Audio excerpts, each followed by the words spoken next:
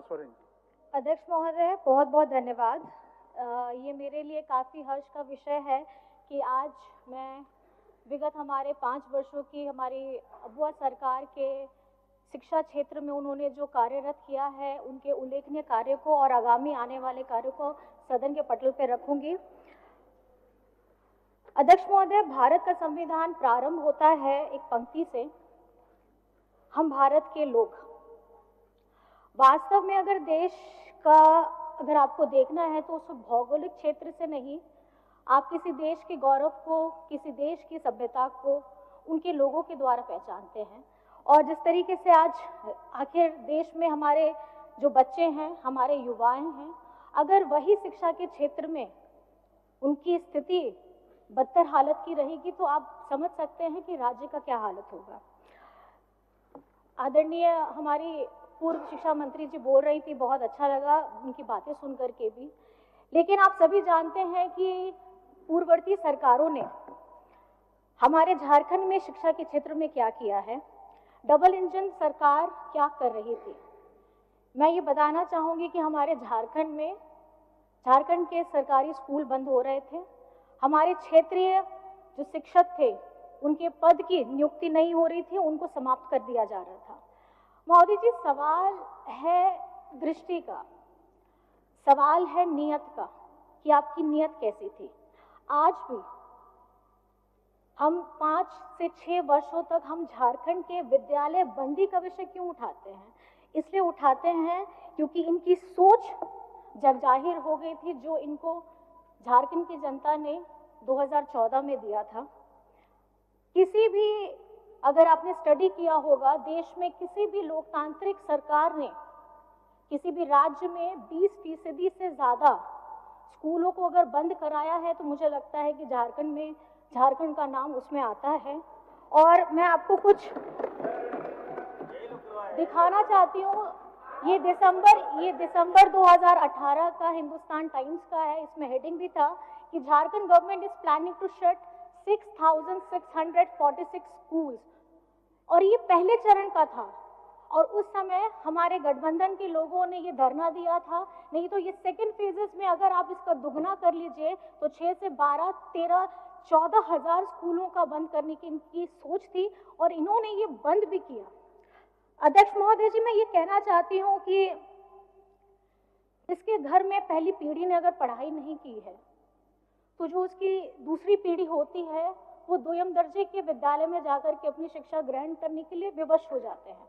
कहने का अर्थ है कि भारत के अंदर एक और भारत, एक ऐसा भारत जो अच्छे विद्यालयों में पढ़ रहे हैं और एक ऐसा दूसरा भारत जो द्वितीय दर्जे के विद्यालय में पढ़ रहे हैं। मैं द्वितीय दर्जे का जिक्र इसलिए कर रही हूँ, ये सिर्फ सरकारी स्कूलों के लिए नहीं है, ये हमारे निजी स्कूलों के लिए भी है। क्योंकि ऐसा नहीं है कि निजी स्कूल जहां भारी भरकम फीस दे करके उनकी पढ़ाई की व्यवस्था बहुत अच्छी होती है, बल्कि सच्चाई ये है कि अगर आज भी भारी संख्या में जितने भी प्राइवेट स्कूल्स हैं, वहाँ ना तो फैसिलिटीज़ अच्छी है, ना ही वहाँ पर में हमारे जो टीचर्स हैं वो ट्रेंड है। आप अगर बराबरी का हक ना मिल सके, इसलिए इतिहास ने एकलव्य का अंगूठा काटा था।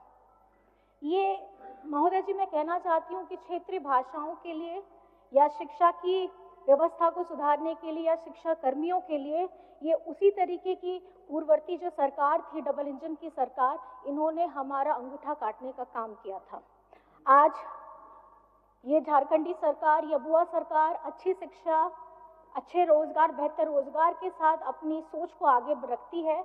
और क्योंकि जहाँ पे आदरणीय मैडम बोल रही थी, सदस्या बोल रही थी, कॉलेज की बात बता रही थी, अध्यक्ष महोदय, ये झारखंड आदिवासी बहुल इलाका है। यहाँ खाने पीने की जद्दोजहद में बहुत लोगों ने बरसों बरस संघर्ष किया है। और जितना मैं आपको बताना चाहूँगी कि 17 से 18 साल आप ही लोग सरकार में थे। कॉलेज बच्चा तभी जाएगा जब उसकी स्कूली शिक्षा पूरी होगी। जो बच्चा घर का खाना पीना, एक परिवार उस तकलीफ से गुजर रहा है, तो आप उनको कहाँ स्कूल में एडमिशन करा सकते थे। और इन्होंने जो काम किया था, जो दुस्साहस किया था, आज ये परिणाम है कि झारखंड में हम लोग अभी भी शिक्षा के क्षेत्र में आगे कदम बढ़ाने के लिए निरंतर प्रयास कर रहे हैं, लेकिन समस्याएं इन्होंने प्रदान की, लेकिन समाधान ये अबुआ सरकार निकाल रही है। आप लोगों ने पहले भी देखा था इनकी सरकार में पारा शिक्षकों की हालत क्या थी। अध्यक्ष महोदय, पेज के कटिंग्स हैं, बताना चाहूंगी इंडियन एक्सप्रेस का, टाइम्स ऑफ इंडिया का, आपका दिसंबर 19, 2018 का है कि द पारा teachers succumbs to the injuries after injured in the police lathi charge. 5 para teachers sustained severe injuries in the police lathi charge. मैं ये बताना चाहूंगी कि उन्होंने भी अपने परिवार को खोया था। एक ऐसा व्यक्ति जिसकी आय से उनका पूरा परिवार चलता था, लेकिन जब इनके डबल इंजन की सरकार थी, उनकी आवाज, उनकी इच्छाओं को जानने का, सुनने का इन्होंने कभी प्रयास नहीं किया। और आदरणीय हमारी सदस्य हैं जो पूर्व शिक्षा मंत्री थी, उन्होंने तो सुना भी नहीं है। मैं अगर पढ़ना शुरू करूंगी तो उनके बारे में भी बहुत चीजें लिखी हैं, लेकिन मैं नहीं बोलना चाहती। मैं चलिए, अगर आप सुनना चाहती हैं तो मैं जरूर बोलूंगी। पारा शिक्षकों के मुद्दे में शिक्षा मंत्री डॉक्टर नीरा यादव जी जब भी कोई बात करने की कोशिश होती थी, वे कुछ भी बोलने से परहेज करती थी।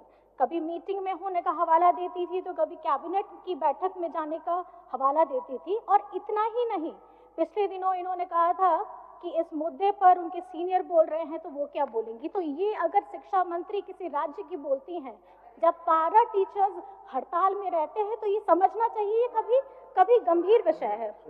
मैडम मैडम मेरी बात सुन लीजिए, फिर आप जरूर बोलिएगा। और ये मैं कहना चाहूंगी, जब दिस इज नॉट कॉन्वर्सेशन, इन्होंने कभी भी स्कूल के विद्यालयों की हालत नहीं देखी, छात्रावास की हालत नहीं देखी, जर्जर बिल्डिंग की हालत नहीं देखी, और झारखंडी सरकार ने वो देखा। और उन्होंने पारा शिक्षक हो, रसोईया दीदी हो, उनके मानदेय को 50% से बढ़ाकर से लेकर के 200% तक की वृद्धि की थी। आज कक्षा 1 में से लेकर के उच्च शिक्षा के लिए जितने भी हमारे विद्यार्थी हैं, उनको छात्रवृत्ति 3 गुना दी जा रही है। और बच्चों को, जैसे आप सभी को ज्ञात है, आज हम बच्चों को साइकिल दे रहे हैं।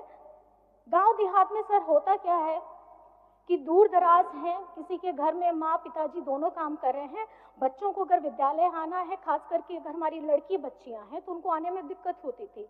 मैं इस सकारात्मक सोच को बहुत बहुत धन्यवाद करती हूँ, क्योंकि हम लोग भी जब साइकिल वितरण करते थे तो बच्चों के चेहरे में बहुत खुशी और एक चमक होती थी।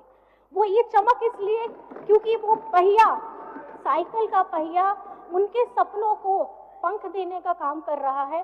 तो मैं समझती हूँ कि ये काफी सकारात्मक कदम है। और अभी झारखंड के प्रमुख शहरों में छात्राओं एवं हमारी कामकाजी महिलाओं के लिए भव्य छात्रावास का निर्माण कर रहे हैं। महोदय, गंभीर विषय है और इस व्यवस्था को सुधारने में थोड़ा वक्त जरूर लगेगा, क्योंकि कहावत है ना, अगर भूत भगाना है तो हम लोग पीला सरसों फेंकते हैं, लेकिन अगर भूत सरसों में ही होगा तो फिर परिस्थिति क्या होगी। लेकिन इस संजीदगी के साथ में आज झारखंड में मैं बहुत आपके समक्ष में मैं ये कहना चाहूंगी कि गर्व होता है कि इसी वर्ष आयोजित हमारी जेईई एडवांस में हमारे सीएम स्कूल ऑफ एक्सीलेंस के जितने बच्चे हैं, बहुत बच्चों ने अच्छा प्रदर्शन किया है।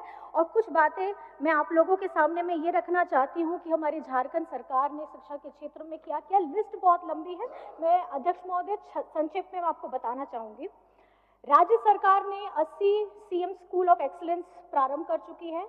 325 प्रखंड स्तरीय आदर्श विद्यालय का निर्माण पूरे होने के अग्रसर में है और आगामी चरण में पंचायत स्तर पर 4014 आदर्श विद्यालय को विकसित करने का लक्ष्य लेकर के हम बढ़ रहे हैं। नेतरहाट की तर्ज पर दुमका, पश्चिमी सिंहभूम, बोकारो में आवासीय विद्यालय प्रारंभ किए जा रहे हैं। राज्य में अवस्थित 203 कस्तूरबा विद्यालय एवं 57 झारखंड बालिका विद्यालयों में छात्रावास की क्षमता वृद्धि का काम किया जा रहा है। पहले चरण में 72